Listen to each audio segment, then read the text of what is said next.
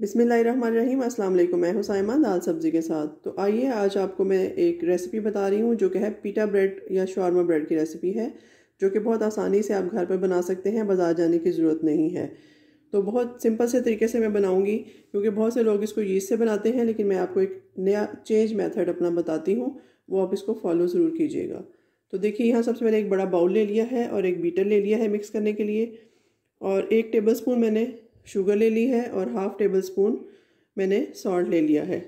तो यहाँ बाउल में सबसे पहले मैं 2 से ढाई कप मैदा ऐड करूँगी।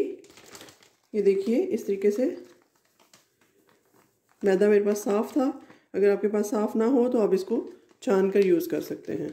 ये देखिए, तकरीबन इतना बनेगा, 2 से ढाई कप ये मैंने डाल दिया है।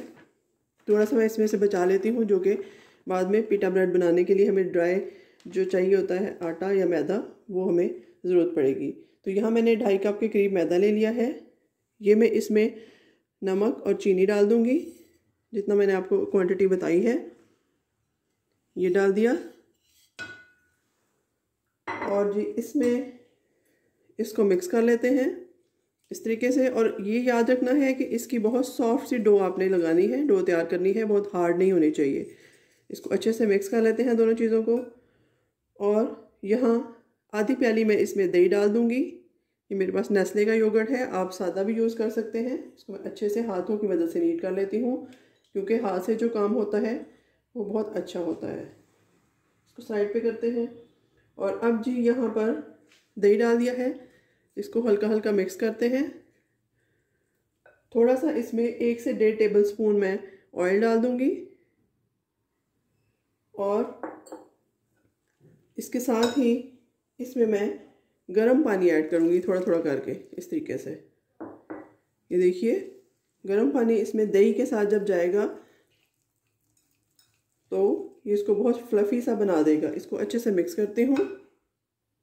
तो यहाँ पर जो लास्ट चीज़ है, जो बेसिक चीज़ है, वो है मीठा सोडा। यहाँ मैं हाफ़ टी स्पून जो है वो मीठा सोडा अंदाजे से मैं डाल रही हूँ, आप हाफ़ टी स्पून ही डालिएगा। ये देखिए, मीठा सोडा और दही मिलकर एक ऐसा प्रोसेस करेंगे जो कि इसको फुलाने में या इसको रेज़ करने में बहुत हेल्पफुल होगा। इसको मिक्स करते हैं फिर से। तो यहाँ पर मिक्स कर दी हैं सारी चीज़ें। अब देखिए, थोड़ी सी जान लगानी पड़ेगी, और इसको पकड़ के इस तरह से मैं इसको हिलाऊंगी इस डो को, ताकि इसमें एयर पैदा हो और वो इसको रेज़ करने में हेल्पफुल साबित होगी। ये देखिए, ये इसका ख़ास प्रोसेस है। ये देखिए, आप देख सकते होंगे कि इसने अभी से फूलना जो है वो स्टार्ट कर दिया है। बस अब इसको नीट कर लेते हैं अच्छे से, और इसको 15 मिनट के लिए रेस्ट देते हैं, फिर हम अपनी रोटी तैयार करेंगे। तो यहाँ पर हमारे मैदे को अच्छे से रेस्ट आ चुका है। ये देखिए, ये रेज़ हो चुका है और बहुत सॉफ्ट सी डो है। इसकी मैं छोटी छोटी सी जो रोटियां हैं वो बना लेती हूँ आपके सामने ही। और इसको मैं बेलन की मदद से नहीं करूँगी, इसको हाथ की मदद से ही करूँगी। ये भी एक ख़ास टिप है, ताकि ये बहुत फ्लैट ना हो। ये देखिए, एक ही साइज़ के मैं तकरीबन पेड़े बनाऊँगी इस तरीके से। इसको मैं साइड पे हटाती हूँ ताकि आप आसानी से देख सकें। ये देखिए, ये पेड़ा मैंने बना लिया है, और इसको मैं हाथों की मदद से ही फ्लैट करती जाऊँगी थोड़ा थोड़ा सा। ये इस तरीके से जैसे रोटी हम बनाते हैं उस तरह से थोड़ी सी रोटी तैयार करके हाथ से, और बाद में इसको हाथों की मदद से ही मैं प्रेस करूँगी। थोड़ा सा इसको इस तरीके से कर लेते हैं। ये देखिए, इस तरह से। तो ये हमारी जो पीटा ब्रेड है एक, वो रेडी हो जाएगी इस तरीके से। इसी तरह से सारी मैं तैयार करके इनको फ्राई करती हूँ। और इसकी मोटाई देखिए, इस तरह से होनी चाहिए। ये देखिए, इतनी मोटाई होनी चाहिए कम से कम। तो चलिए बाकी भी इसी तरह से तैयार कर लेते हैं। तो यहाँ पर देखिए जी, हस्बे आदत मैंने चूल्हा जो है उसको जला लिया था और पैन को रख दिया था ताकि थोड़ा सा गर्म हो जाए। तो यहाँ थोड़ा सा ऑयल डालूँगी इसमें मैं। अब हम अपनी पीटा ब्रेड को सेकते हैं।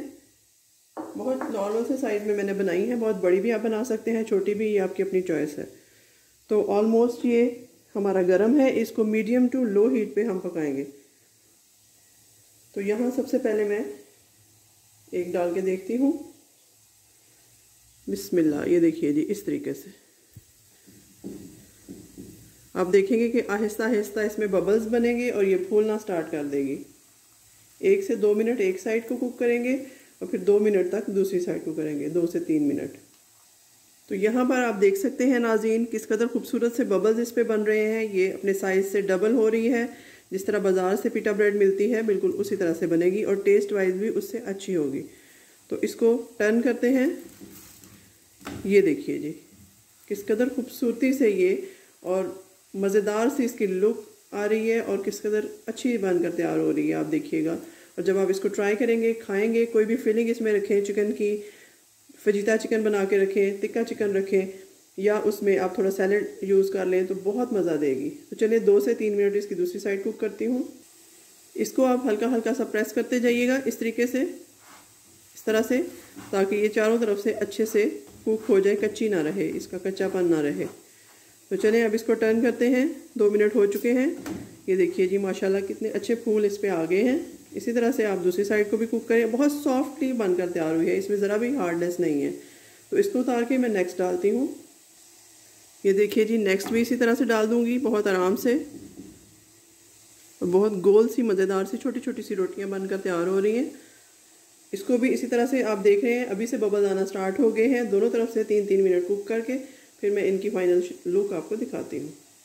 ये देखिए इसको भी मैंने साइड चेंज की है और बहुत अच्छे से ये बनकर तैयार हो रही है। बाकी भी 3-4 हैं वो मैं इस तरह से पका के इनकी फाइनल लुक आपको दिखाती हूँ।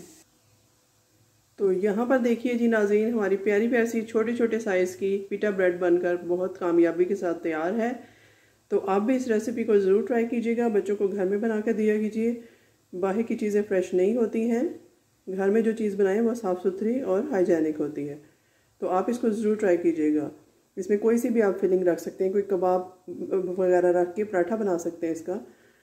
आप कुछ भी इसको शेप दे सकते हैं, सैलेड डाल के बहुत अच्छी इसकी लुक आती है। तो मिलते हैं नई रेसिपी के साथ, तब तक के लिए अल्लाह हाफिज़।